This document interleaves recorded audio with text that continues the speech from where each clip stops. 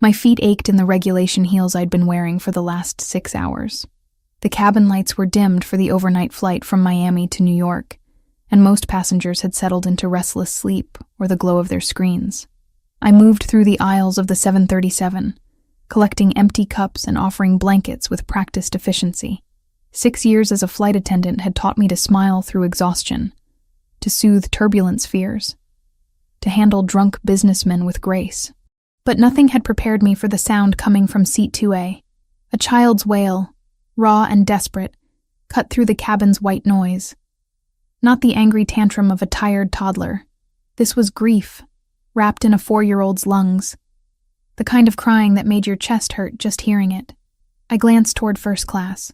Through the gap in the curtain, I could see a man hunched in his seat, a small boy thrashing in his lap. Other first-class passengers shifted uncomfortably. A woman in 1C pressed her noise-canceling headphones tighter against her ears. The man in 1D flagged down my colleague Jessica with an irritated gesture. "Can't you do something about that?" he demanded, loud enough for half the cabin to hear. "Some of us are trying to rest." Jessica's smile was strained. "I'm so sorry, sir. I'll see what I can do." She disappeared behind the curtain. I heard her speaking in low tones, probably offering the standard solutions. A snack, a coloring book, a stuffed animal from our limited supply. None of it would work. I already knew that. This wasn't hunger or boredom. This was something deeper. The crying intensified. I shouldn't have gotten involved. Crew members had assignments, territories. First class was Jessica's domain. But my feet carried me forward anyway, past the boundary that separated premium seats from the rest of us. The scene that greeted me made something in my chest twist. The man holding the boy was younger than I'd initially thought. Mid-30s, maybe. Dark hair swept back from a face that would have been handsome if not for the exhaustion carved into every line. A scar ran along his jaw, pale against olive skin. His suit was expensive, the kind that cost more than my monthly rent. But none of that mattered, because his eyes held the same desperation as his son's cries. He was trying. God, he was trying. One large hand rubbed circles on the boy's back. The other held a stuffed rabbit that had clearly seen better days. His voice was low, accented, pleading in a language I didn't recognize. Italian, maybe. Jessica caught my eye, relief flooding her features. "Maybe you could try," she whispered. "I've offered everything." I approached slowly. The man's head snapped up at my presence, and I nearly stepped back. His eyes were dark brown, almost black in the dim lighting, and they assessed me in a single sweep. Not lecherous, calculating, like he was determining whether I was a threat or an ally. "Sir?" My voice came out softer than intended. "I'm Alyssa. May I try something?" He studied me for a long moment. The boy continued to sob against his shoulder, small fists clutching his father's shirt. Finally, the man nodded once, a sharp, controlled gesture. "Please," he said. Just one word, but it carried the weight of months, maybe years. I crouched beside them, bringing myself to the boy's eye level. He had his father's dark hair, though his curled where his father's lay straight. His eyes were red-rimmed, tears streaming down flushed cheeks. He couldn't have been more than 4. "Hey there, sweetheart," I said gently. "My name's Alyssa. What's yours?" He buried his face deeper into his father's chest. The man's jaw tightened. "Luca," he supplied. His accent wrapped around the name, making it beautiful. "His name is Luca. That's a lovely name." I stayed crouched, making myself small and non-threatening. "Luca, I bet you're tired of this plane, huh?" "Me too. I've been walking up and down these aisles all night. No response. Just those heartbreaking sobs that showed no signs of stopping. An idea sparked. Dangerous, probably. But conventional methods had failed. "You know what my mama used to do when I couldn't sleep?" I asked, not expecting an answer. "She'd sing to me. Would you like me to sing for you?" Luca's crying hitched. Not quite stopping, but shifting. The man's dark eyes locked onto mine, and something passed between us. Permission. Desperation. Hope. I began to sing. The words came automatically, muscle memory from childhood.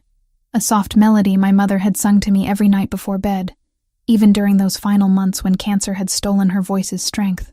I'd been 19 when she died, too old for lullabies but young enough to still crave them. Hush now, little one. Close your weary eyes. The moon is watching over you beneath the darkened skies. The effect was immediate. Luca's sobs cut off mid-breath. His small body went rigid in his father's arms, then slowly, incrementally, relaxed. Tiny fingers loosened their death grip on his father's shirt. I kept singing, my voice barely above a whisper. The cabin around us seemed to fade. It was just the three of us suspended in this moment, connected by a melody I'd almost forgotten I knew. When I reached the second verse, Luca turned his head. Those brown eyes, so like his father's, stared at me with an intensity that stole my breath.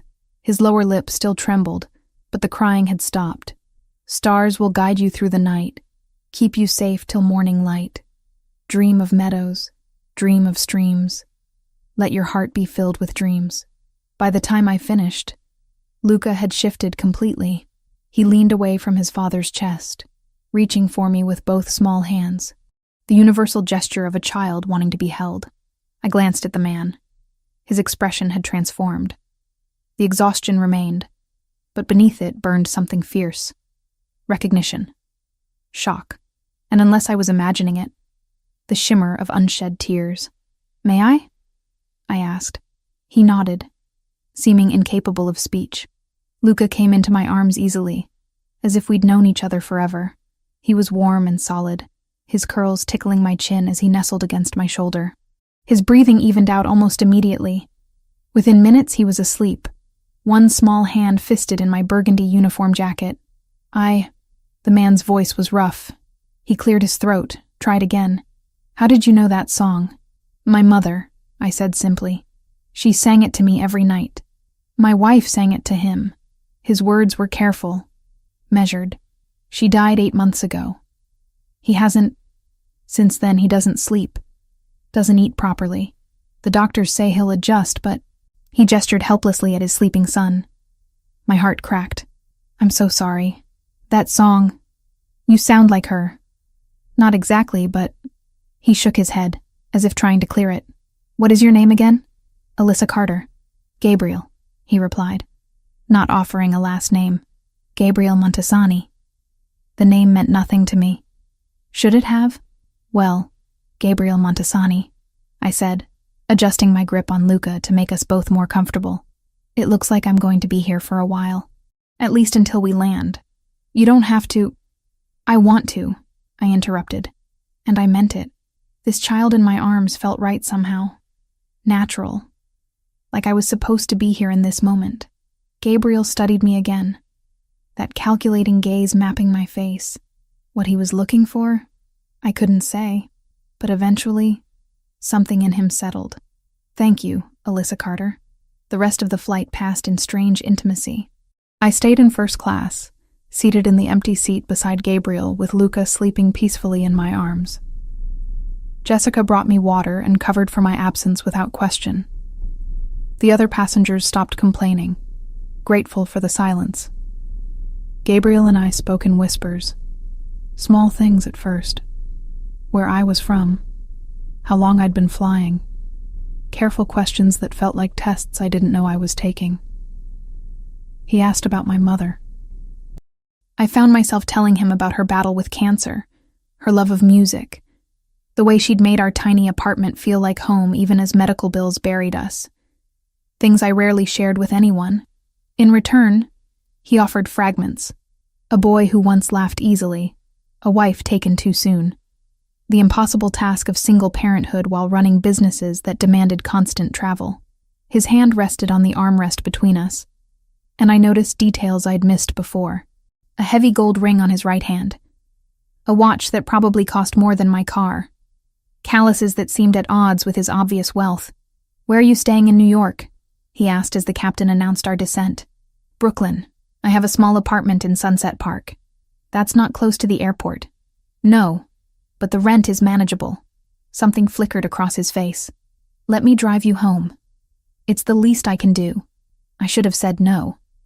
He was a passenger, a stranger. But Luca chose that moment to stir, his small hand tightening on my jacket, as if afraid I'd disappear. Gabriel saw it too. "Please," he said again, that word carrying the same weight as before. "All right," I heard myself say. "Thank you." We landed smoothly. I had to wake Luca gently to prepare for taxi. His eyes opened slowly, unfocused, then found mine. A sleepy smile curved his lips. The first smile, Gabriel told me later, he'd seen in weeks. I should have known then, should have recognized that nothing about this was normal, that men who could afford first-class tickets and wore $1,000 watches rarely drove flight attendants home out of simple gratitude. But all I saw was a father desperate to help his grieving son, a boy who had found momentary peace in my arms, and a melody that connected us across the boundary of loss. I should have walked away at the gate, should have said goodbye and returned to my ordinary life. I didn't. Gabriel's car was exactly what I should have expected. Black, sleek, expensive enough to pay my rent for a year. The interior smelled of leather and something spiced that I couldn't identify. Luca sat between us in the back seat, his small hand wrapped around my fingers like a lifeline. "You don't have to hold my hand the whole way, sweetheart," I said gently. "I'm not going anywhere."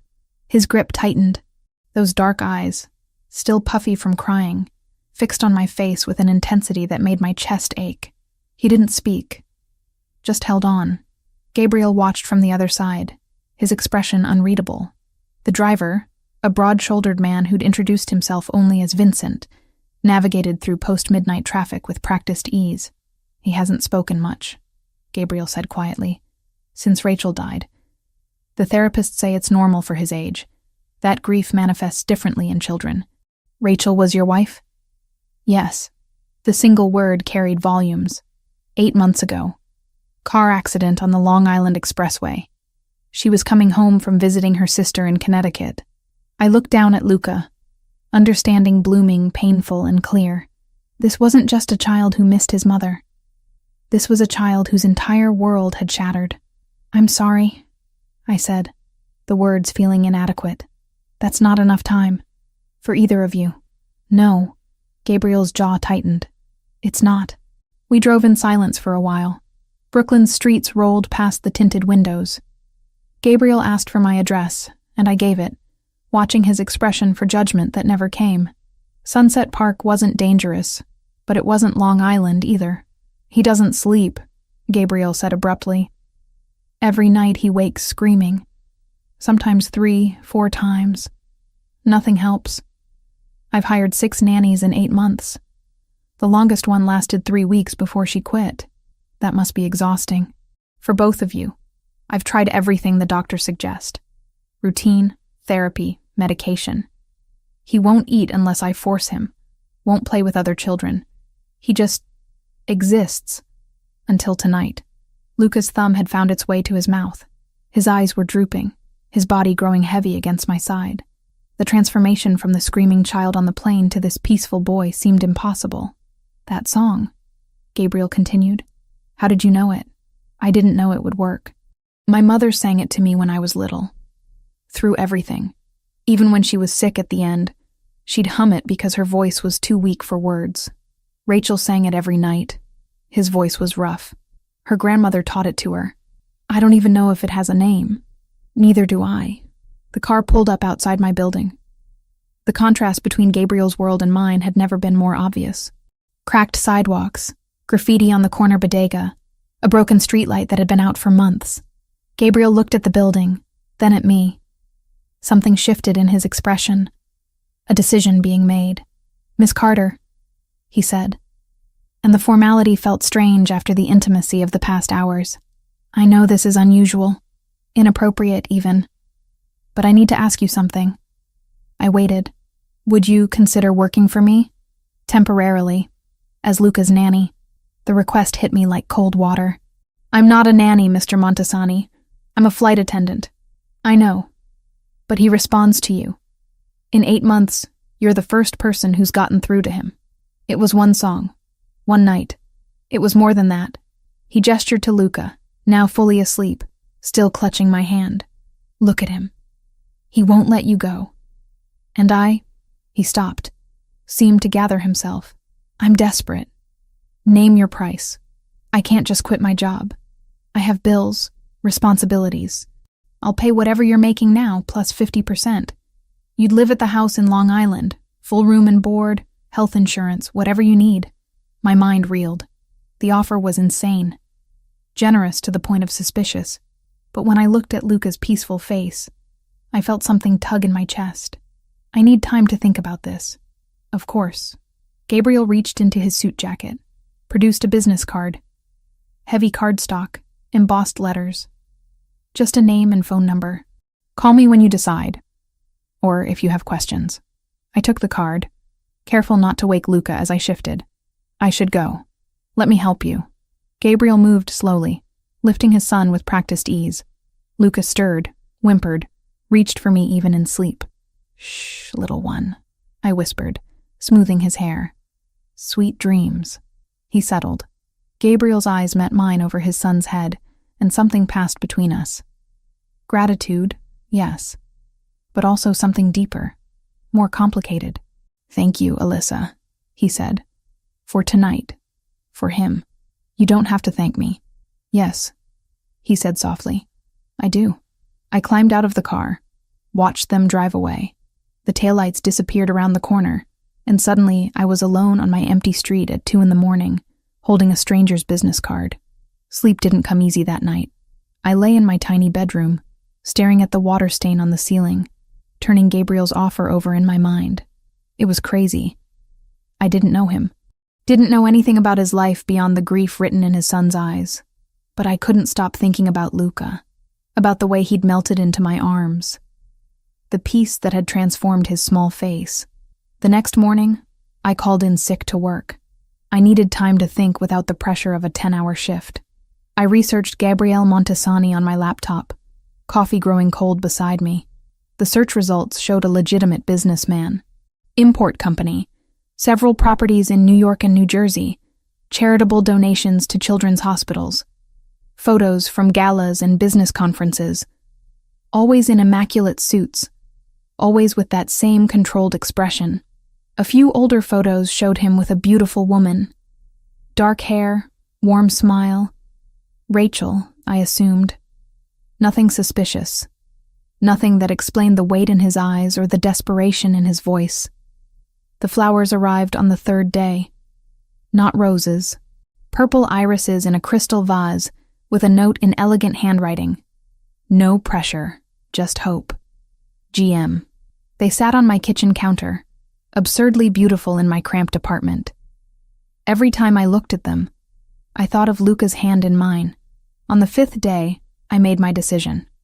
I called the airline's HR department first. 6 years of service, gone in a 15-minute conversation. They were understanding, offered to hold my position for 60 days if I changed my mind. I thanked them and hung up, my hands shaking. Then I dialed the number on Gabriel's card. He answered on the 2nd ring. Alyssa, I'll do it, I said before I could reconsider. I'll try. For a few weeks at least. The exhale on the other end sounded like relief. Thank you. When can you start? I need 3 days to pack and handle things here. I'll send a car on Sunday, 10 a.m. All right. Alyssa? His voice softened. You won't regret this. I hoped he was right. Sunday morning arrived too quickly. I stood in my apartment, 2 suitcases packed, wondering what I'd just agreed to. The black car pulled up precisely at 10.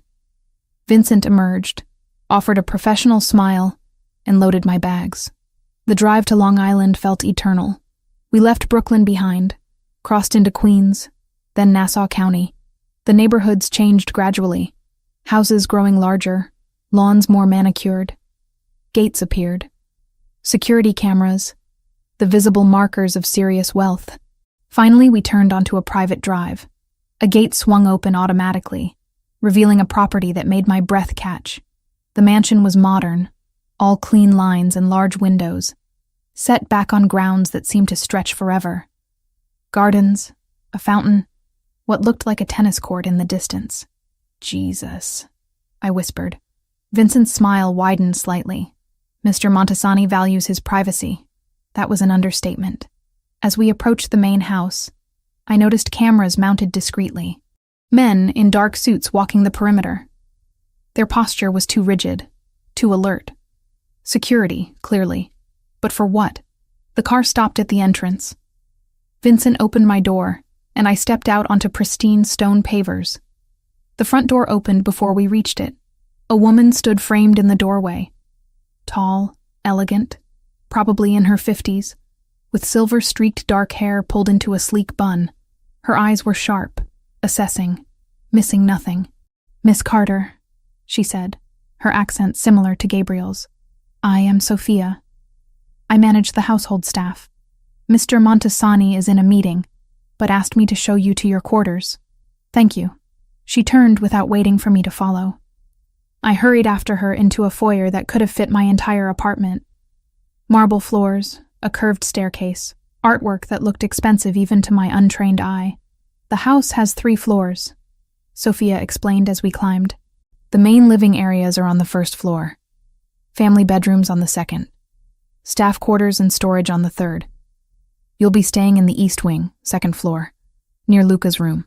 We reached a hallway lined with closed doors. Sophia stopped at one, pushed it open. "This will be yours." The room was larger than my bedroom and living room combined.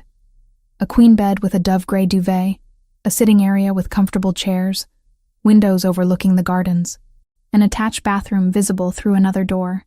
"It's beautiful," I managed. "Dinner is at 7. Breakfast is available from 6 to 9 in the morning. If you need anything, there's an intercom system." She pointed to a panel near the door. "Press 1 for the kitchen, 2 for housekeeping, 3 for security." Security. The word hung in the air. "Luca's room is 2 doors down. Mr. Montesani's is across the hall. Please don't disturb him unless it's urgent." Her tone made it clear what she thought of my presence here. Suspicion radiated from every precise word. "I'm just here to help Luca," I said quietly. "We'll see." She turned to leave, then paused. "He's been through 6 nannies in 8 months, Miss Carter. Whatever you think you can offer. Others have tried and failed." The door closed behind her, leaving me alone in my new room, surrounded by luxury I'd never imagined, working for a man I barely knew, to help a child who'd crawled into my heart in a single night. I walked to the window, looked out at the perfectly maintained grounds, and wondered what I'd gotten myself into. 2 weeks. That's how long it took for Luca to smile at me without prompting. 14 days of patient routine, gentle coaxing, and that same lullaby sung every night until my voice grew hoarse.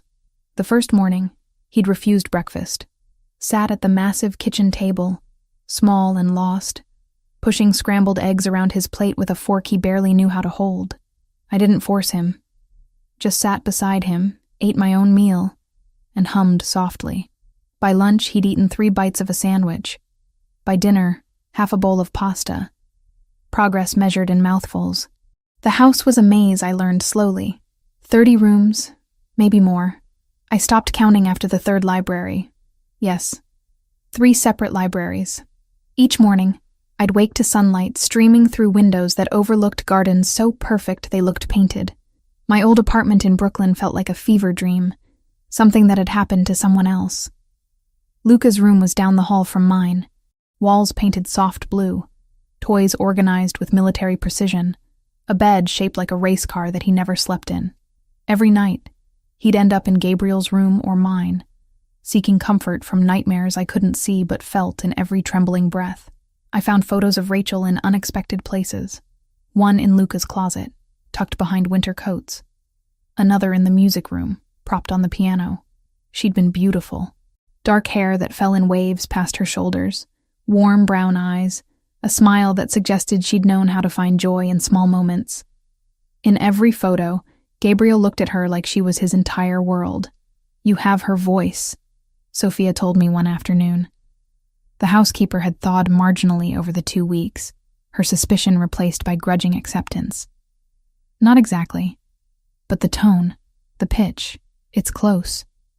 That explained the lullaby, the way Luca had responded so immediately on the plane. I wasn't just singing his mother's favorite song. I sounded like her while doing it. The knowledge sat heavy in my chest. I was a replacement, a vocal ghost meant to soothe a grieving child. But when Luca laughed for the first time, a bright sound that filled the garden where we were playing, I couldn't bring myself to care about my role. Only about the boy who was slowly coming back to life. Gabriel noticed. Of course he did. He'd started spending more time at home, appearing at meals, joining us for afternoon walks around the property. Always watching, those dark eyes tracking every interaction between Luca and me. He ate everything on his plate, I reported one evening. We stood in the hallway outside Luca's room, where the boy had finally fallen asleep without crying, and he asked me to read him 3 different books. 3? Gabriel's expression softened. He hasn't asked for stories since. I know. I did know. Sophia had told me. The old nannies had told me during the brief overlapping days before they'd left. Luca hadn't wanted books, hadn't wanted music, hadn't wanted anything that reminded him of before. Thank you, Alyssa. Gabriel's voice was low, intimate in the dimmed hallway. I don't know how you're doing this, but thank you. Our eyes met, held. Something passed between us, electric and dangerous. I stepped back, breaking the moment.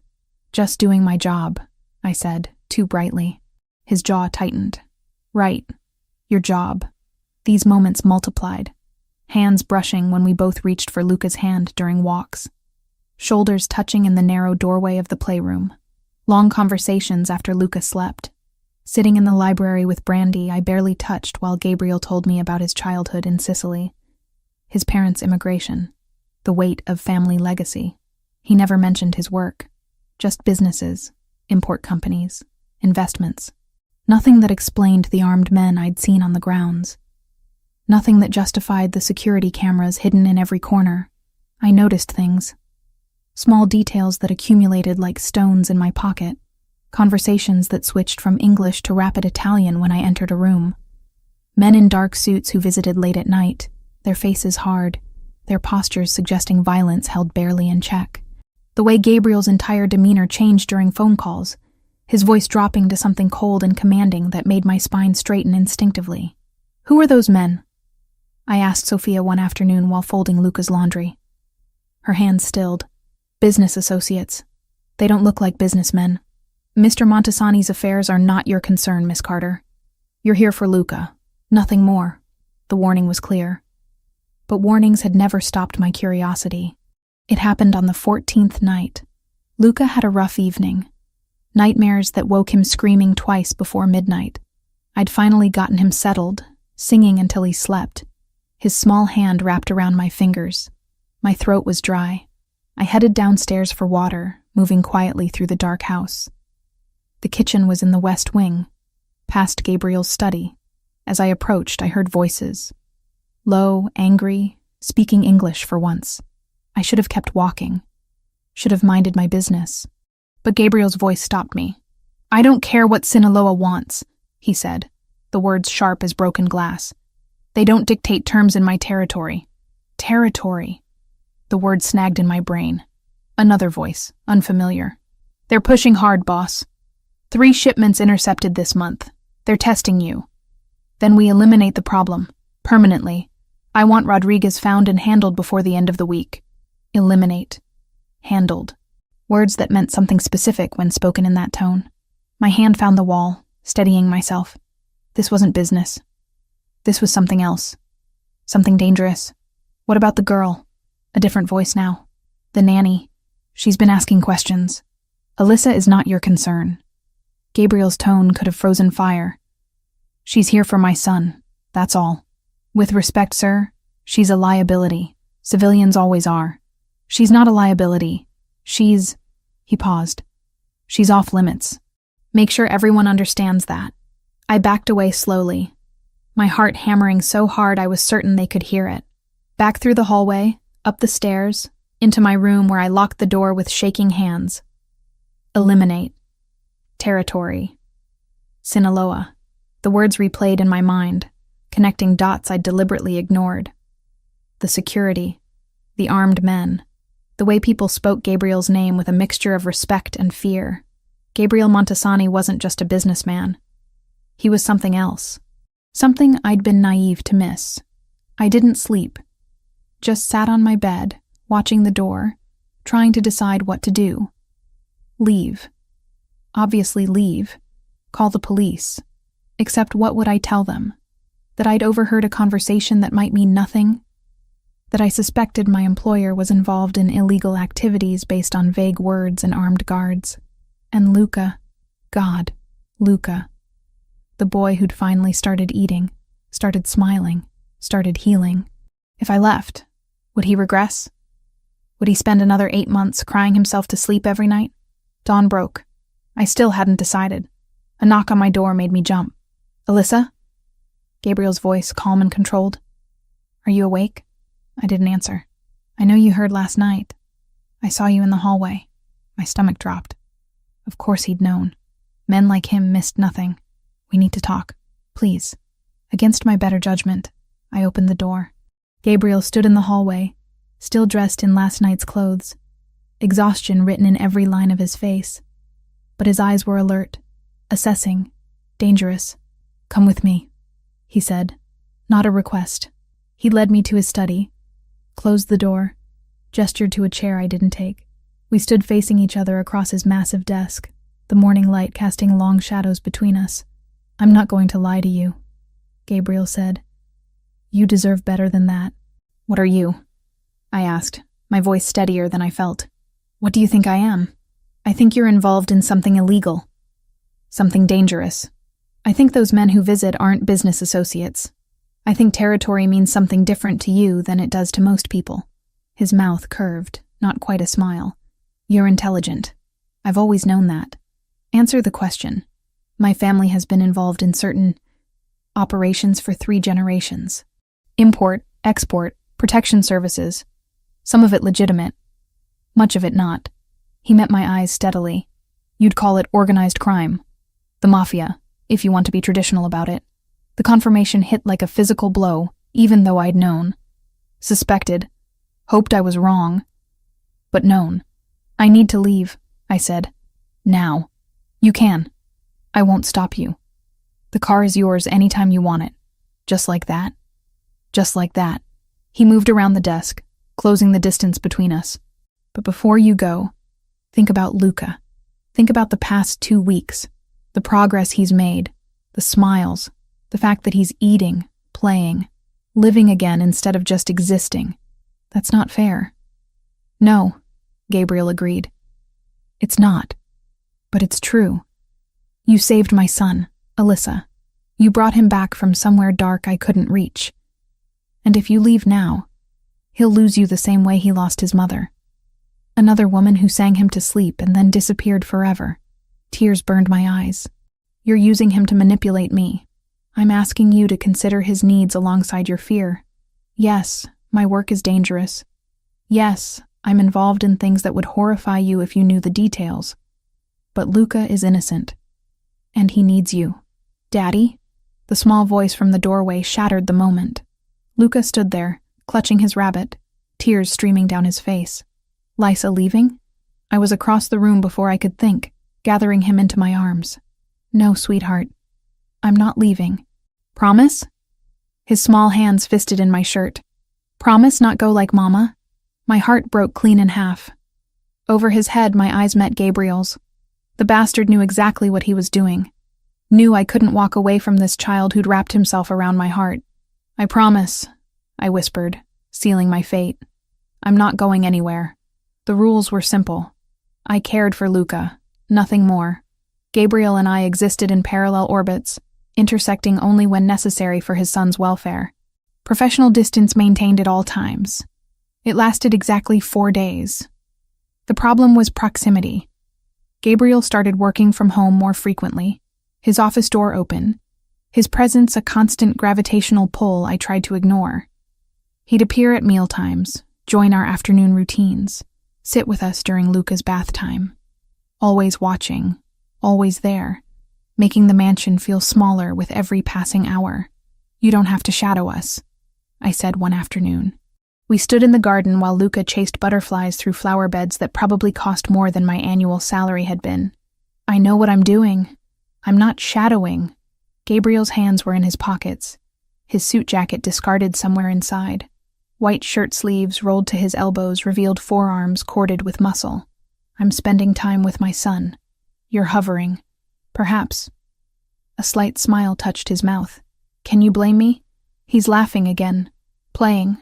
Being a child instead of a ghost. I don't want to miss a moment of it. I couldn't argue with that, so I stopped trying to maintain distance and let him orbit closer. Dangerous, but inevitable.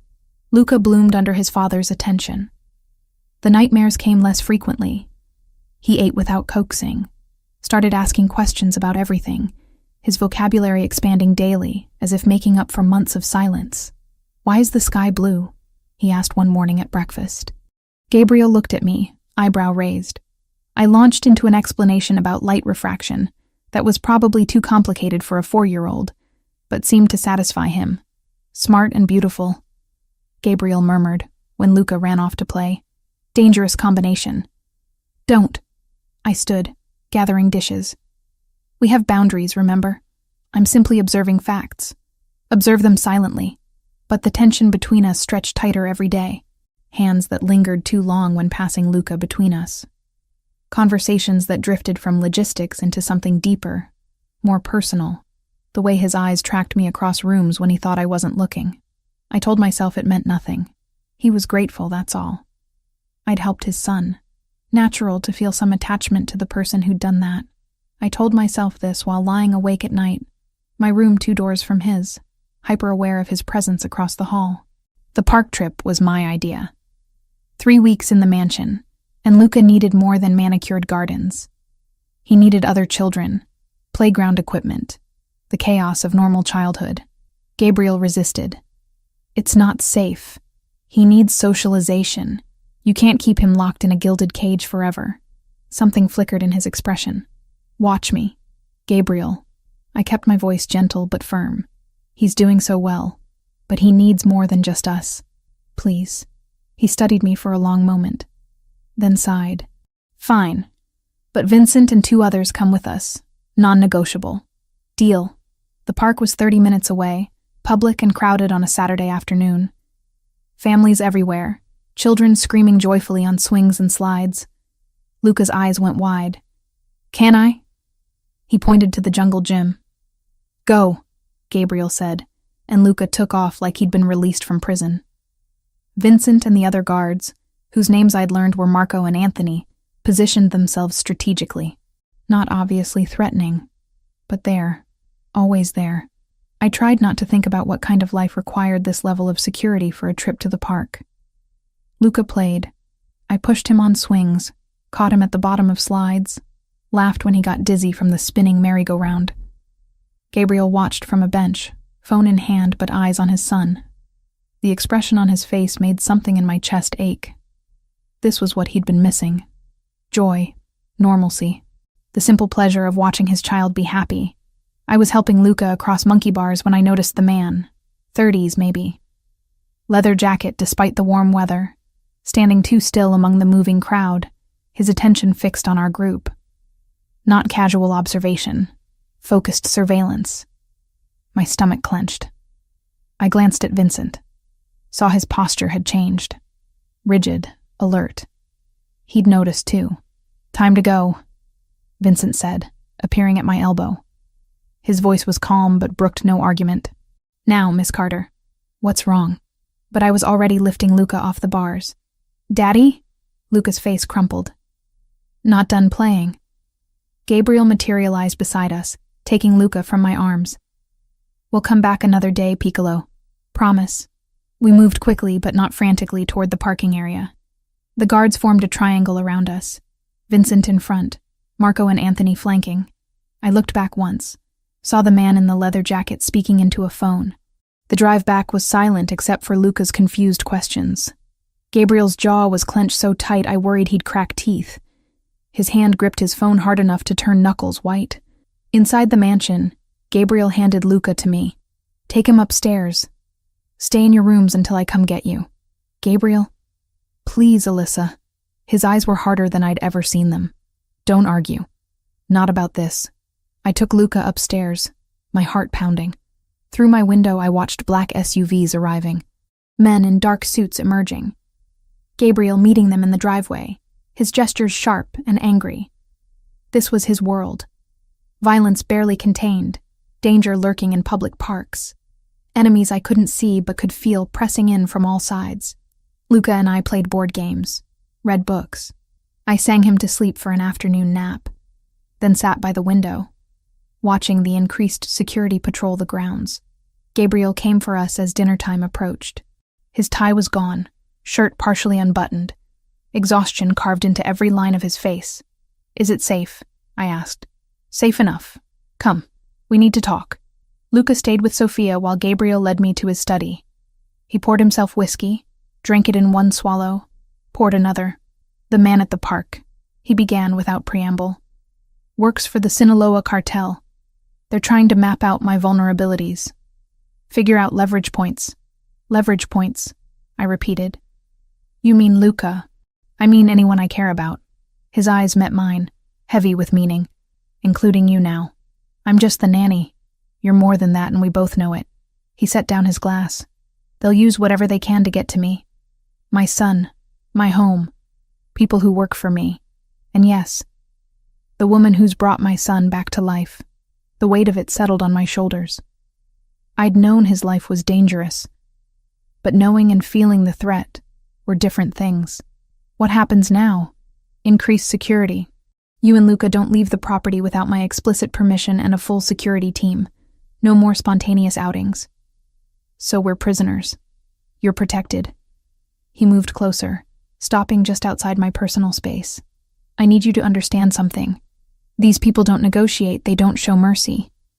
If they decide Luca is useful leverage, they'll take him, and they won't be gentle about it." Fear spiked through me. "Then maybe I should leave. If I'm making things more dangerous, you're not making anything worse. They've been circling for months. Since before you arrived." He ran a hand through his hair, destroying its usual perfect order. "This is my life, Alyssa. The life I inherited when my father was killed.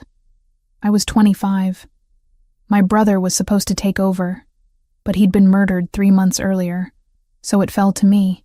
The businesses, the territory, the endless cycle of threats and retaliation." I'd never heard him talk about his family before. "I'm sorry. Don't be. I've made my choices, built my empire. I'm not asking for sympathy." He paused, something vulnerable flickering across his face. "Rachel died in that car accident, but I've never been sure it was truly an accident. The brake lines showed unusual wear. The investigation was inconclusive, but my instincts— you think someone killed her. I think she became a target because she was mine, because loving me made her vulnerable." His voice dropped. "That's why this can't happen. Whatever this is between us. I see the way you look at me, feel the pull same as you do, but I won't make you a target." My breath caught. He'd said it out loud.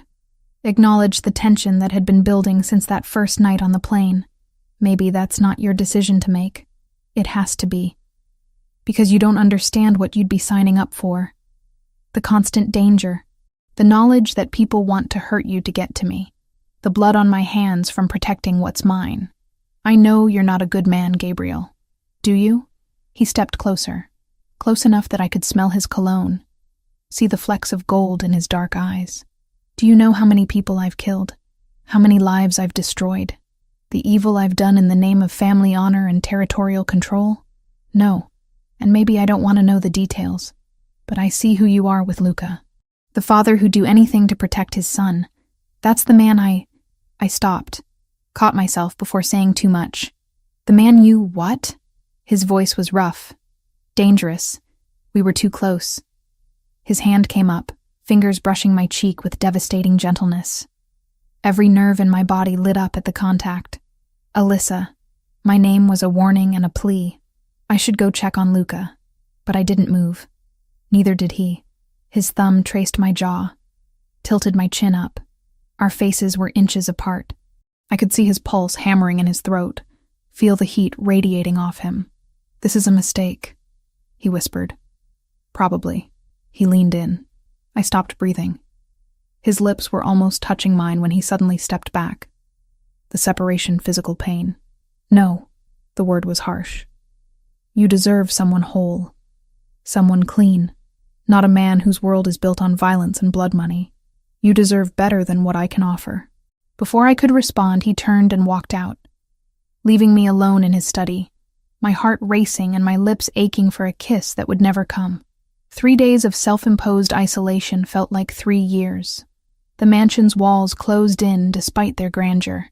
Luca sensed the tension, growing clingy and restless. His nightmares returned, though less severe than before. He'd wake reaching for me, whimpering words I couldn't quite catch. Gabriel was a shadow, present but distant, locked in his office for hours, with men whose faces held no mercy. I'd catch glimpses of him through doorways, phone pressed to his ear, speaking that rapid Italian that meant violence was being discussed. The scar on his jaw seemed more pronounced when he was angry, a white slash against skin gone pale with stress. I told myself I was here for Luca. Only Luca. The almost kiss in the study meant nothing. Gabriel had made his position clear. We existed in separate worlds that should never collide. My heart disagreed with increasing urgency. The attack came at 3 a.m. I woke to sounds that didn't belong. Not quite explosions, but something sharp and percussive that rattled my windows. My brain, fogged with sleep, took precious seconds to understand. Gunfire. That was gunfire. Alarms shrieked through the house.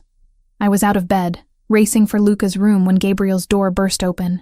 He wore only sleep pants, his chest bare, and in his right hand was a gun that looked obscenely large and real. "Stay there," he commanded, but I was already at Luca's door. The boy sat up in bed, eyes wide with terror, frozen in that awful moment between sleep and waking nightmare. I grabbed him, blankets and all, just as Gabriel reached us.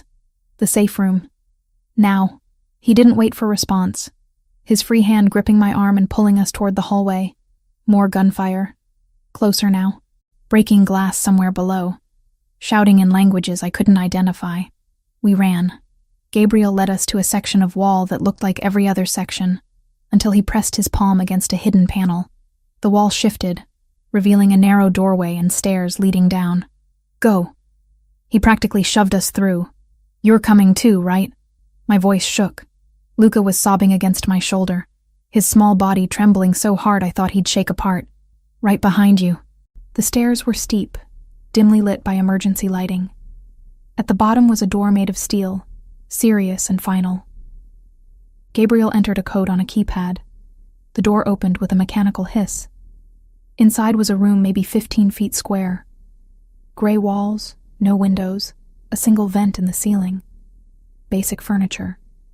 Supplies stacked against one wall. A bank of monitors showing various angles of the property. On the screens, I could see figures moving through the darkness. Flashes of muzzle fire. Bodies falling. My stomach lurched. "Daddy?" Luca's voice was tiny, broken. "Bad men?" "Very bad men, Piccolo." Gabriel locked the door behind us, engaged what looked like additional bolts. "But they can't reach us here. Vincent and the others will handle it." He moved to a radio system, barked orders in Italian. His tone was ice and steel, nothing of the vulnerable man who'd almost kissed me 3 days ago. This was the other Gabriel, the one who'd inherited an empire at 25 and built it larger through blood and strategy. Luca wouldn't let me go. His arms circled my neck in a stranglehold, his face buried against my shoulder. I sank onto one of the chairs, rocking him, murmuring nonsense words because actual comfort seemed impossible. Gabriel knelt beside us. "Luca, look at me." The boy turned his head slightly. "I will always protect you. Always. Do you understand? No one will hurt you while I'm alive." Luca nodded, then reached for his father. Gabriel gathered him close, and suddenly I was part of an embrace I hadn't planned. Gabriel's arm around Luca. Luca between us, my hand on Gabriel's shoulder without conscious decision. Above us, the battle raged. We could hear it even through the reinforced walls. Explosions, shouting, the stuttering percussion of automatic weapons. Each sound made me flinch, made Luca cry harder. Then I noticed the blood. "Gabriel," my voice came out strangled. "Your arm." He glanced down as if just remembering. A gash ran along his left bicep, deep and angry, blood seeping steadily. Not a direct hit, a graze but serious. It's nothing. It's not nothing. I looked around frantically, spotted a first aid kit on the supply shelf. Sit down. Alyssa, sit down. Something in my tone made him obey. I settled Luca on the couch with his rabbit, promised I'd be right there, and brought the kit to Gabriel. My hand shook as I opened it, found gauze and antiseptic. This will hurt, I warned. I've had worse. I believed him. The scar on his jaw probably had stories I didn't want to hear. I cleaned the wound as gently as possible, felt him tense but make no sound. The intimacy of it overwhelmed me. My fingers on his skin, his blood on my hands, the sound of his breathing in the confined space. You should have worn a shirt when you rescued us, I said, trying for lightness and failing. Then you wouldn't be bleeding all over my efforts here. I'll remember that next time armed men invade my home. I wrapped the wound, secured the bandage, my fingers lingering longer than necessary. When I looked up, his face was inches from mine. Those dark eyes held something fierce and desperate. Alyssa. Just my name. A warning, a prayer. Don't tell me this is a mistake, I whispered. Don't tell me I should leave, because I've made my choice. You don't understand what you're choosing. I understand that Luca needs me. That you need me, even if you won't admit it. I understand that this, I gestured at the walls surrounding us, the violence outside, is terrifying. But so is the thought of leaving. His hand came up, cupped my face with devastating gentleness. Blood still stained his fingers, making the gesture somehow more honest, more real. I will never be the man you deserve. Stop deciding what I deserve. He leaned in. I stopped breathing. This time he didn't pull away. His lips met mine with a hunger that stole thought. The kiss was urgent, desperate, tasting of fear and adrenaline and something sweeter underneath. His uninjured arm pulled me closer, and I went willingly, my fingers tangling in his hair. We broke apart when Luca whimpered. Reality crashed back. We were in a panic room.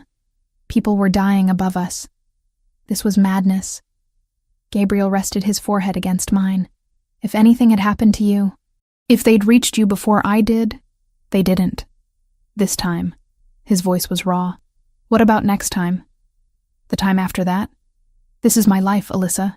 Permanent threat. Constant danger. People who want to hurt anyone I care about. Then we deal with it. Together. He pulled back, searched my face. You're certain? Yes. Whatever he saw in my expression made something shift in his. A decision made. He kissed me again, softer this time. A promise instead of desperation. The radio crackled. Vincent's voice came through.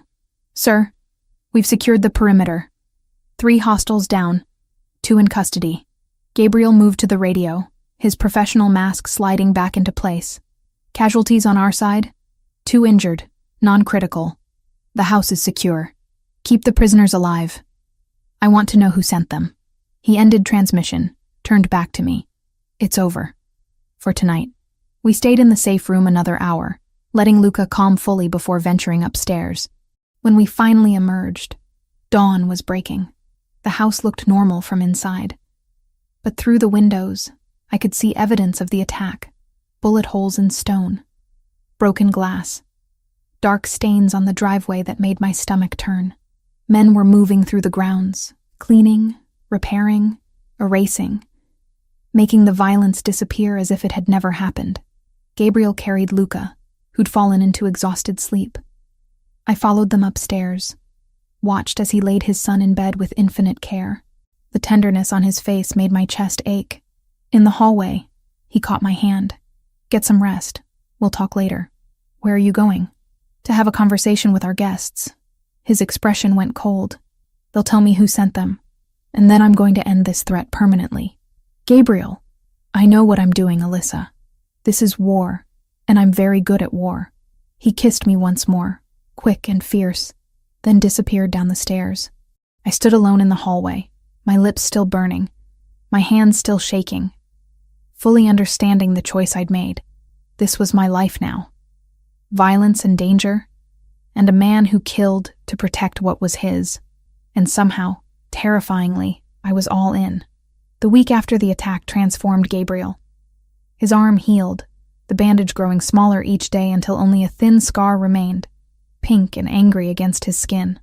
But something else had changed. He moved through the house like a storm gathering strength, all controlled fury and deadly focus. I'd catch him in his study at odd hours, surrounded by maps and photographs, speaking rapid Italian into secure phone lines. The language of violence planning. His men came and went like shadows, their faces grim, their weapons no longer concealed. "You need to involve the police," I said one evening. Luca was asleep upstairs, finally settled after another nightmare. Gabriel and I stood in the library, the room dark except for firelight. "Let the authorities handle this." His laugh was bitter. "The authorities? Alyssa, half the police department is on someone's payroll. Mine, the cartels, other families. You think I can walk into a precinct and file a report about attempted murder by a Mexican drug cartel? There must be someone clean. FBI, maybe. And tell them what? That I'm a crime boss whose territory is being threatened? That would go well." He poured whiskey, didn't drink it. Just held the glass like an anchor. "This is my world. We handle our own problems. By killing people. Yes." No apology in his tone. "By eliminating threats before they eliminate us. Before they hurt Luca. Before they hurt you." The casual way he included me in that equation made my pulse stutter. "Gabriel, I'm sending you away." He cut me off, his voice leaving no room for argument. "You and Luca. There's a safe house in Vermont. Private property. Heavily secured. Far from here. You'll stay there while I handle this." "No." His eyes narrowed. "This isn't a negotiation. You're right. It's not." I crossed to him, close enough to see the exhaustion he tried to hide. "You don't get to push me away now. Not after everything. I'm trying to protect you." "I know, but I'm not leaving. Luca needs stability, not another disruption. And you—" I stopped, gathered courage. "You need to know someone is waiting for you to come back." Something cracked in his expression. "Don't make me care more than I already do. It's dangerous for both of us." Too late. He set down the glass, moved into my space. His hands framed my face, thumbs brushing my cheekbones. I've spent 8 months trying not to feel anything. Trying to stay numb because feeling meant remembering what I lost. Then you appeared on that plane with your voice and your kindness, and you made me feel again. Is that so terrible? It terrifies me. His forehead pressed against mine. Because I can't lose you. I won't survive losing someone else I love. Love, the word hung between us, enormous and fragile. Then don't lose me, I whispered. Come back safe. He kissed me like a man going to war. Desperate and claiming, his hands tangling in my hair, his body pressing mine against the wall. When we finally broke apart, we were both breathing hard. I need to know you're safe, he said. Please, go to Vermont, just until this is over. Only if you promise to come back. I promise. His voice was steel wrapped in silk. Nothing will keep me from you. That night we stayed together. Not in his bed or mine, but in the library where we'd first acknowledged what was building between us. He held me on the leather sofa, his arms solid and warm, while I traced the scar on his jaw and memorized the way his breathing changed when I touched certain places. We talked until dawn, about his childhood in Sicily, my mother's final days, the weight of legacy and loss. He told me about Rachel with a tenderness that made my heart ache. How she'd loved gardens and terrible romantic comedies. How she'd made him laugh even on his darkest days. How her death had hollowed him out until Luca was the only thing keeping him tethered to life. She'd like you, he said softly. She always said I needed someone who'd challenge me instead of just obeying. I'm not trying to replace her. I know.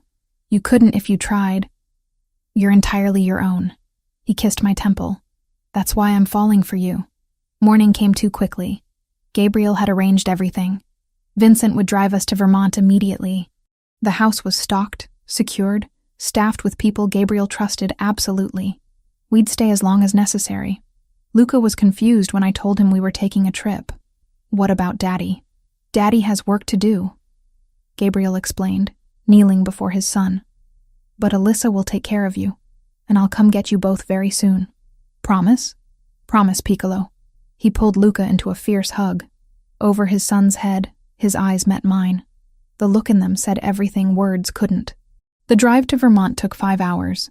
Luca slept most of the way, exhausted from anxiety he couldn't articulate. I watched forests replace suburbs, mountains rise in the distance, civilization thinning until we turned onto a private road that wound through pine trees for miles. The house was beautiful, modern architecture blending seamlessly with wilderness. Large windows, natural wood, a sense of peaceful isolation. Under different circumstances, it would have been a vacation. Instead, it felt like exile. The days crawled. I kept Luca occupied with games, books, exploring the woods around the property under watchful guard supervision. He asked for his father constantly. I had no answers to give. Sophia called once a day with updates so vague they told me nothing. Mr. Montesani is handling the situation. He asked me to tell you he's thinking of you. A week passed. 7 days of not knowing if Gabriel was alive or dead. 7 nights of lying awake, straining to hear a phone ring, praying for news that didn't come. Luca sensed my fear. His nightmares returned with a vengeance.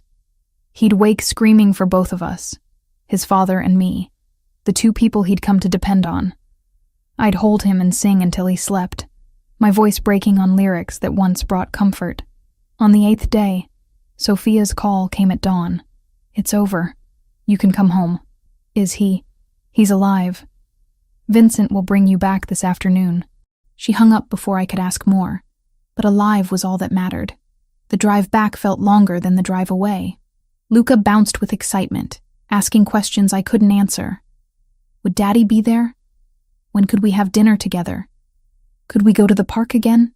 Soon, sweetheart, I promised, hoping it was true.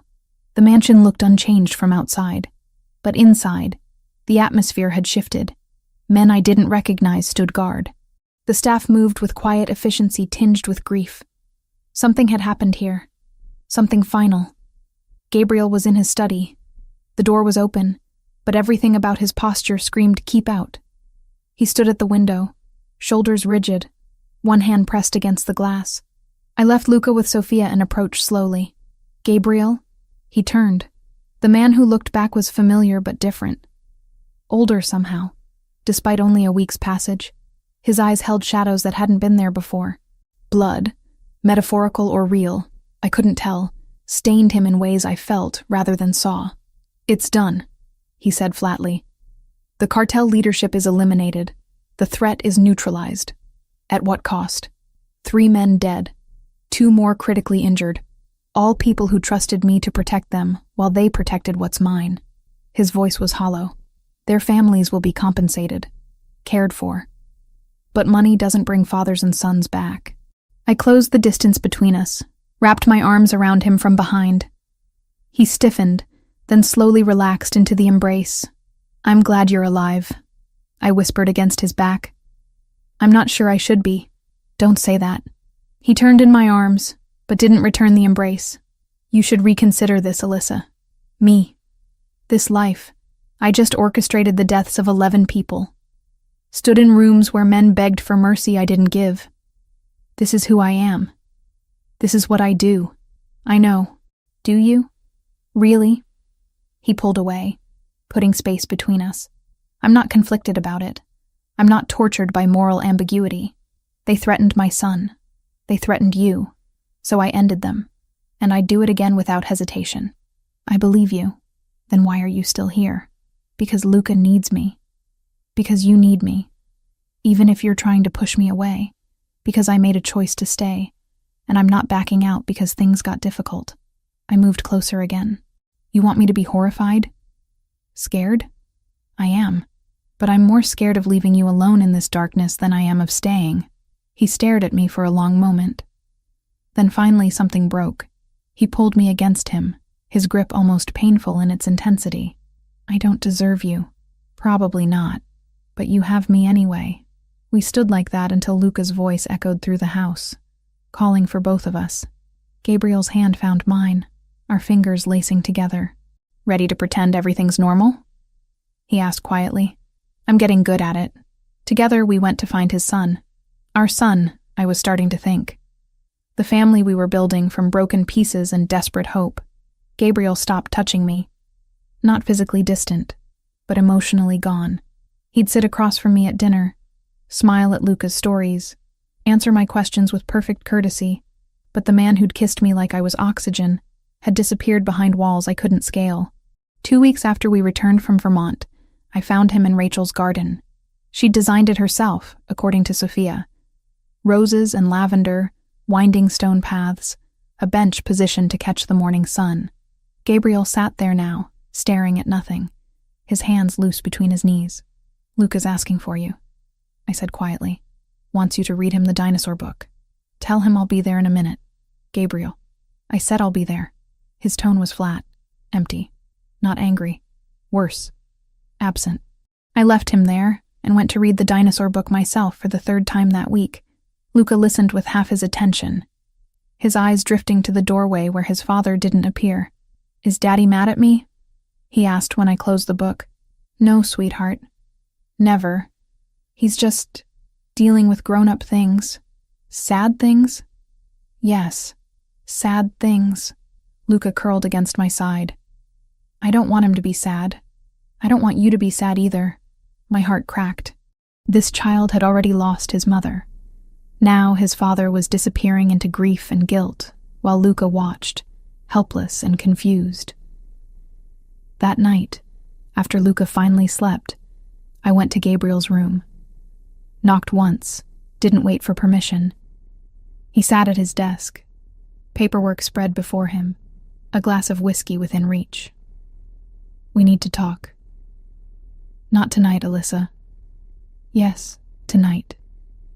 I closed the door behind me, leaned against it. "You're shutting me out. You're shutting Luca out. And I'm done pretending it's fine." His jaw tightened. "I'm doing what I need to do. What you need to do is face what you're feeling instead of running from it. You don't understand. Then explain it to me." I moved closer, refused to let him hide behind that desk. "Tell me why the man who said he was falling for me won't look me in the eye anymore. Tell me why Luca asks if his father is mad at him, because you barely speak to him." That got through. His eyes finally met mine, and the pain in them stole my breath. "I killed 11 people, Alyssa. 11. I planned it, executed it, and walked away without losing a single night of sleep. 3 of my own men died following my orders. Their children will grow up without fathers, because I commanded them into a war zone." His voice was raw. "How am I supposed to come home and pretend to be a good man?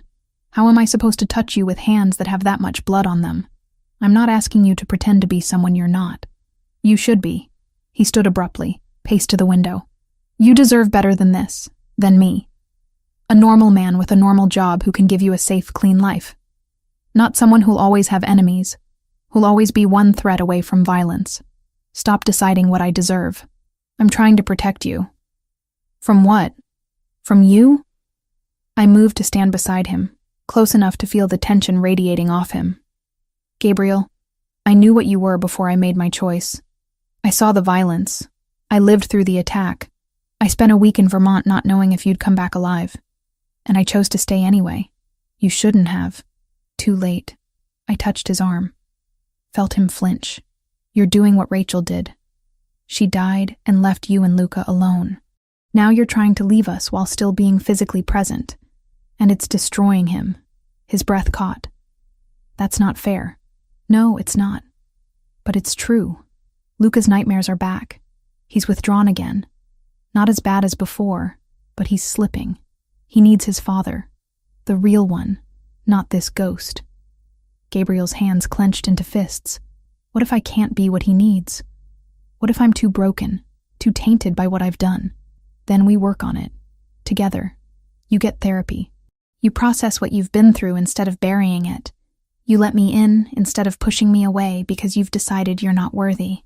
I stepped in front of him, forced him to look at me. "I don't need you to be perfect, Gabriel. I need you to be present. To fight for us, the way you fight for your territory." Something cracked in his expression. "I'm afraid," he admitted, the words barely audible. "I'm afraid of losing you the way I lost her. I'm afraid of corrupting you.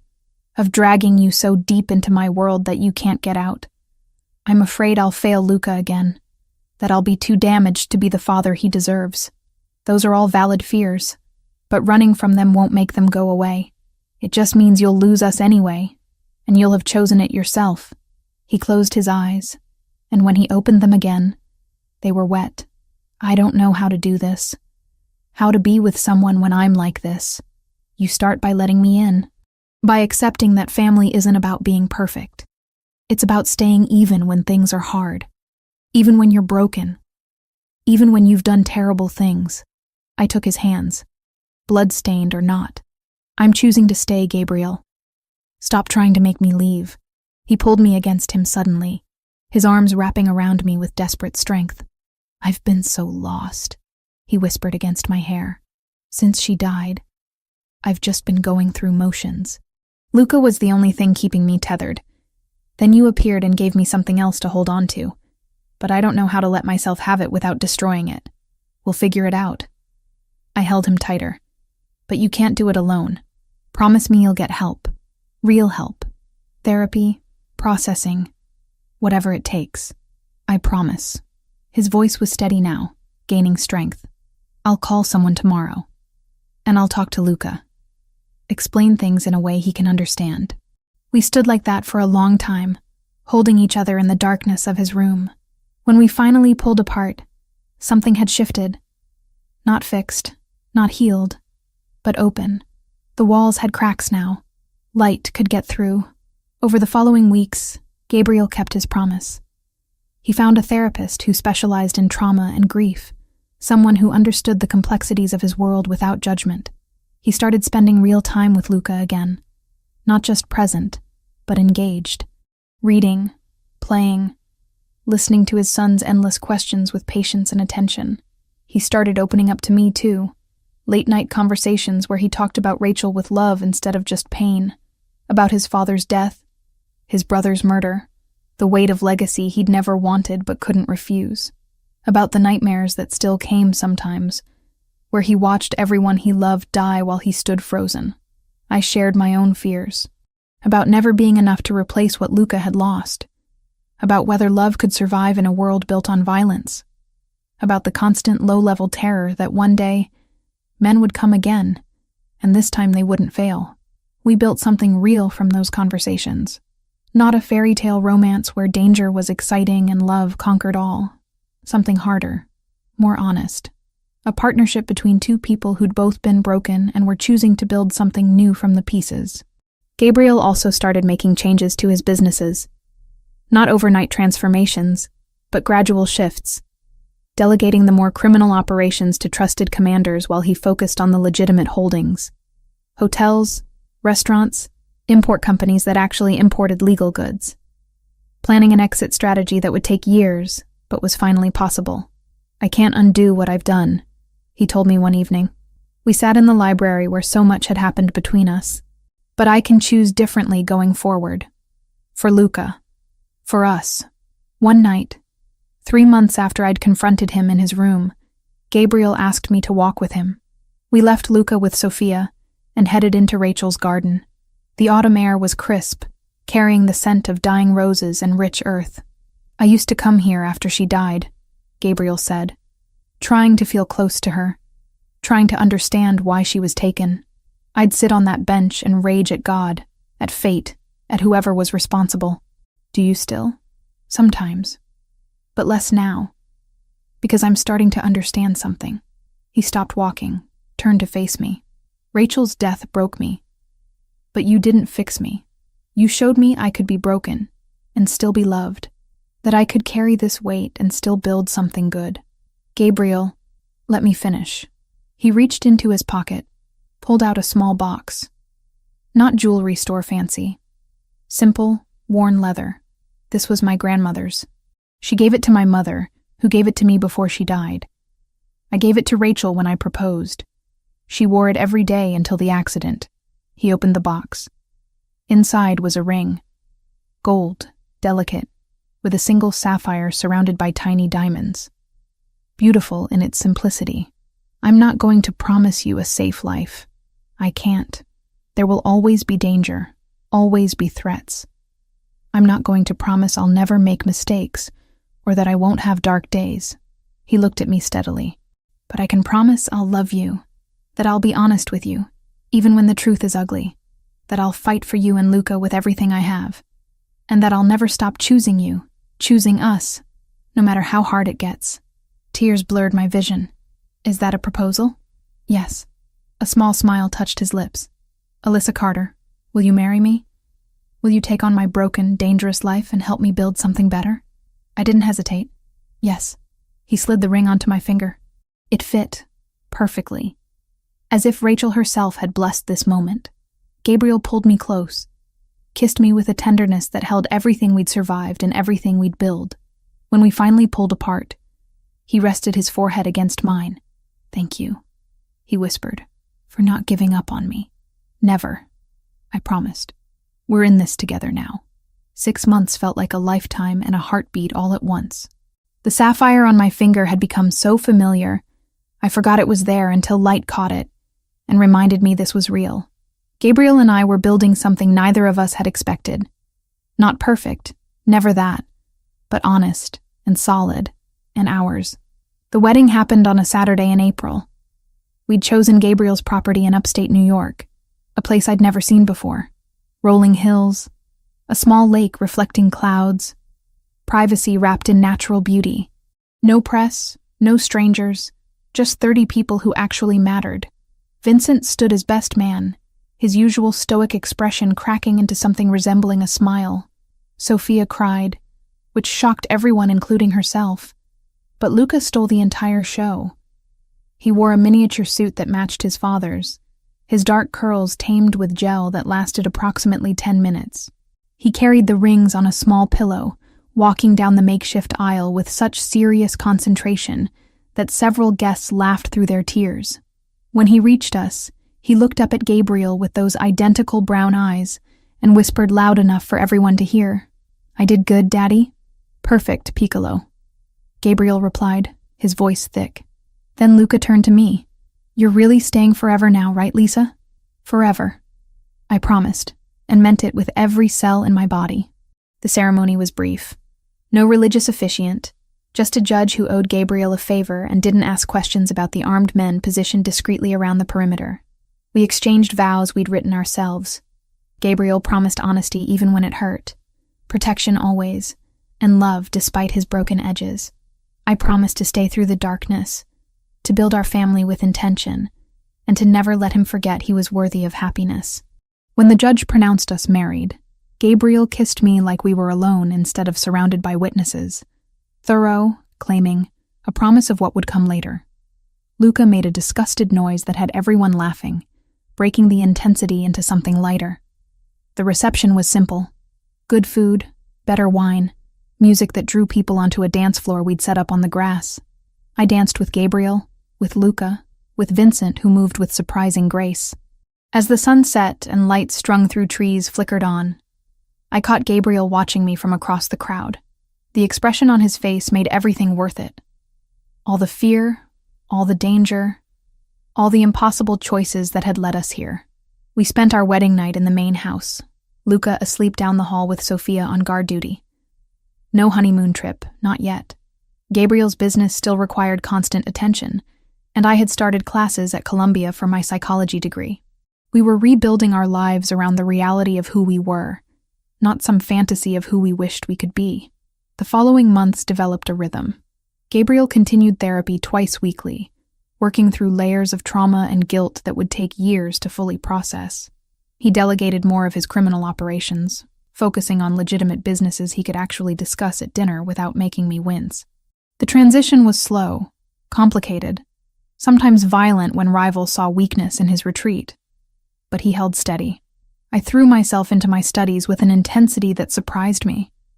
Child psychology, trauma therapy, developmental resilience. Every lecture, every textbook, felt like I was learning how to better help Luca, how to understand the wounds left by losing a parent.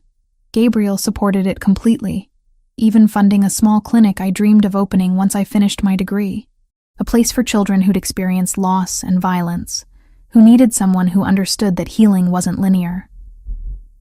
We visited Rachel's grave together one Sunday in August. The cemetery was quiet, peaceful, her stones simple but elegant.